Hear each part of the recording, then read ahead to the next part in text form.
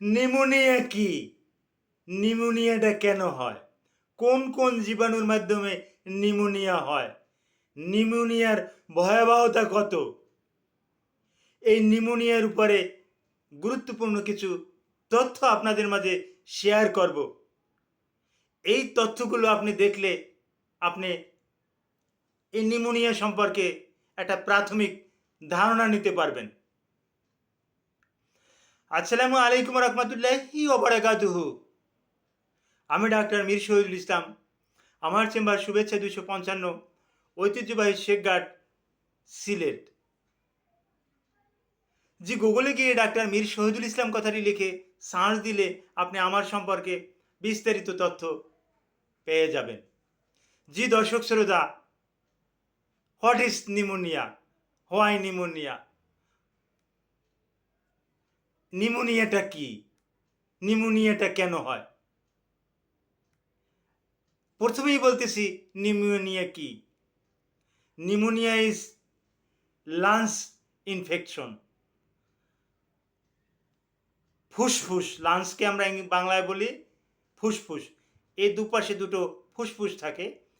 এই ফুসফুসের প্রদাহকে আমরা নিয়মে আম, এই ফুসফুসের প্রদাহকে, ইনফ্লামেশনকে আমরা নিউমোনিয়া বলি।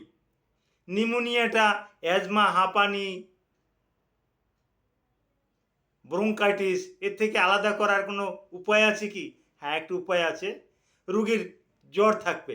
অ্যাজমা রুগীদের কিন্তু জ্বর থাকে না, কিন্তু নিউমোনিয়া হলে জ্বর থাকে। কারণ ইনফেক্টেড ইনফেক্টেড লাং, অর্থাৎ লাঙে জীবাণু দ্বারা আক্রান্ত। কী কী জীবাণু দ্বারা? 4 পদের জীবাণু দ্বারা। Bacteria, virus, fungus. আর একটা কারণ আছে, এই আমাদের খাবারের নালী থেকে, পাকস্থলী থেকে কিছু খাদ্যনালী উপরের দিকে রিফ্লাক্স ইসোফেজাইটিসের সাথে, যেটা বলি আমরা গ্যাস্ট্রো ইসোফেজিয়াল রিফ্লাক্স ডিজিজ, এর সাথে কিছু খাবার উপরে উঠে আসে। এই খাবারটা যদি পাকস্থলী থেকে লাঞ্চে ঢুকে যায়, তাহলে লাঞ্চে একটা ইনফেকশন হয়। এটাও একটা নিউমোনিয়ার একটা কারণ হতে পারে। নিউমোনিয়ার কিন্তু আরও কিছু কারণ আছে, যেগুলো গভীরভাবে দেখা হয় না। তার ভিতরে সানলাইটও কিন্তু একটা নিউমোনিয়ার কারণ। অ্যালার্জিও কিন্তু নিউমোনিয়ার একটা কারণ।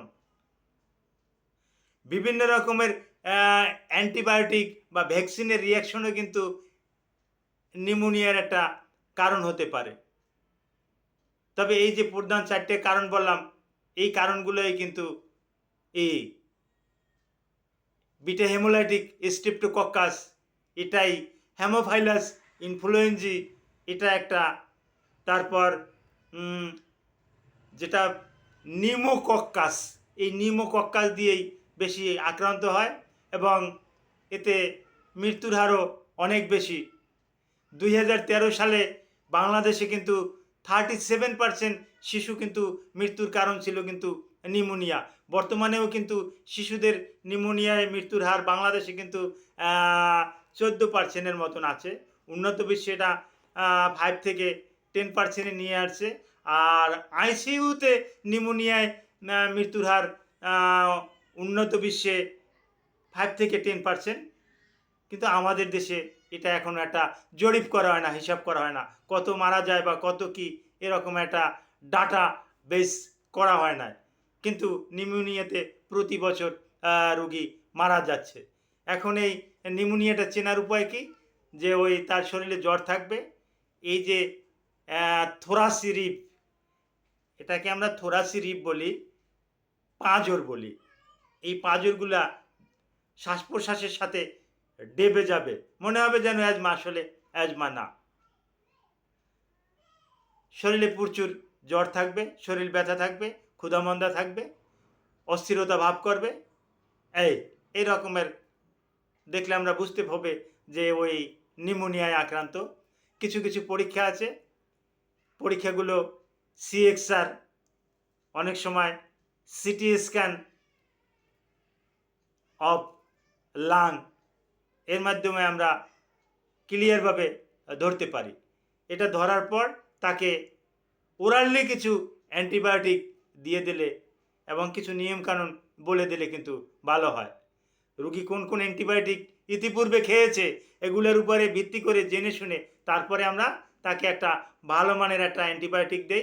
ওই অ্যান্টিবায়োটিকটা খাওয়ার পর রুগীরা স্বাচ্ছন্দ্যে ভালো থাকে, কোনো রকমের আর কোনো সমস্যা হয় না। তবে নিউমোনিয়া হলে কোনো রকমের অবহেলা করবেন না। যত দ্রুত সম্ভব আপনি একজন অভিজ্ঞ একজন ডাক্তারের কাছে চলে যাবেন। ডাক্তার আপনাকে দেখে জেনে শুনে তারপর আপনাকে পরীক্ষা নিরীক্ষা করে সঠিক রোগটা শনাক্ত করে আপনাকে ওষুধ দিবে। Thank you all.